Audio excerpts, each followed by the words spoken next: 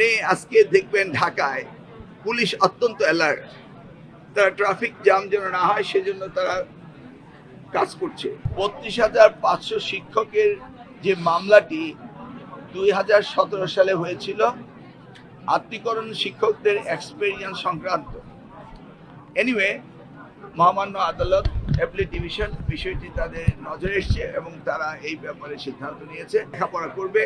মাননীয় প্রধানমন্ত্রী যে প্রত্যয় নিয়ে আগামী দিনের শিক্ষা ব্যবস্থাকে যুগোপযোগী করছেন, সেই শিক্ষা ব্যবস্থার সাথে আমাদের ছাত্রছাত্রীরা আস্তে আস্তে পরিচিত হচ্ছে এবং তারা আর কোনো আনফেয়ার মিনস অ্যাডপ্ট করবে না, এটা আমাদের বিশ্বাস।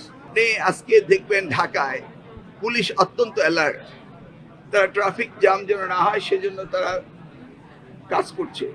অপরদিকে দুর্যোগ ব্যবস্থাপনার জন্য আমাদের নির্দেশ রয়েছে সেই এলাকায় যেখানে ঘটতে পারে সেখানে তাৎক্ষণিকভাবে সিদ্ধান্ত নেওয়ার জন্য কি কি ব্যবস্থা নেওয়া যেতে পারে সেই ব্যাপারে ইনস্ট্রাকশন দেওয়া আছে এবং সকলেই প্রস্তুত আমরা সুন্দর একটি পরীক্ষা নেওয়ার জন্য। ঝরে পড়ার নাম্বারটা এসএসসির পরে এইচএসসি বা দাখিলের পরে আইএলএম, এটা একটা স্বাভাবিক গতি ছিল। অনেক মেয়েরা বিয়ে করে ফেলে, অনেক ছেলেরা কাজে চলে যায়, এগুলি একটি সাধারণ নিয়ম ছিল। কিন্তু এবার এটার রেটটা অনেক বেশি বেড়ে গিয়েছে, কারণ শিক্ষার্থীরা বুঝতে পেরেছে যে লেখাপড়া করতেই হবে পরীক্ষা দিতে হলে। অনেকে এবার প্রস্তুতি নিতে পারেনি বিধায় ভাবছি, তবে আমরা এই বিষয়টি গুরুত্ব দিয়ে দেখব। ক্লাসরুম এডুকেশন, টিচার্স ট্রেনিং প্রোগ্রামগুলো আমরা বাড়িয়ে দেব, সিলেবাস কারিকুলাম এবং সময় সব কিছু আমরা সুন্দরভাবে সাজিয়ে যেন আগামী দিনে এই ড্রপ আউট না হয়। এই ড্রপটা আমাদের জন্য একটা বিরাট লক্ষণীয় এবং আমরা এটা নিয়ে গবেষণা করছি। স্থানীয় সরকার নির্বাচনে ৪,৫৭৩টি চেয়ারম্যান পজিশন, ৪৯৩টি হচ্ছে আমাদের নির্বাচন, লোকাল গভর্নমেন্ট চেয়ারম্যান নির্বাচন।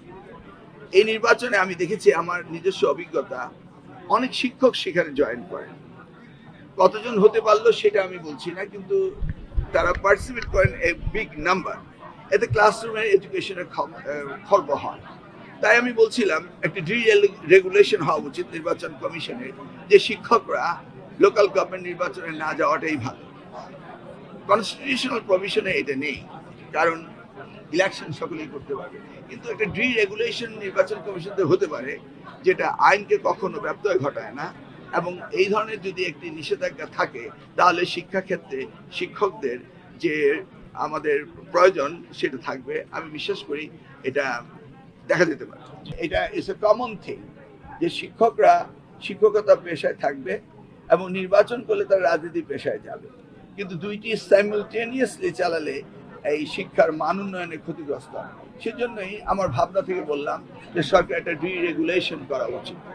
৩২,৫০০ শিক্ষকের যে মামলাটি ২০১৭ সালে হয়েছিল আত্মীকরণ শিক্ষকদের এক্সপেরিয়েন্স সংক্রান্ত, এনিওয়ে মহামান্য আদালত অ্যাপিলেট ডিভিশন বিষয়টি তাদের নজরে এসছে এবং তারা এই ব্যাপারে সিদ্ধান্ত নিয়েছে।